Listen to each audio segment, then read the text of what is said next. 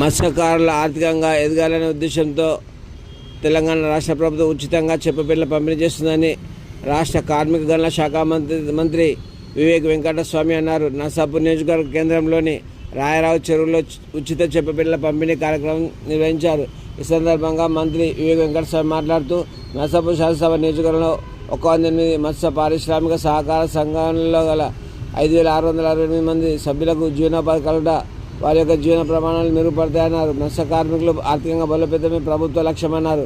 ఈ చెరువులో 93,500 చెరువు చేపపిల్లలను విడుదల చేసినట్టు తెలిపారు.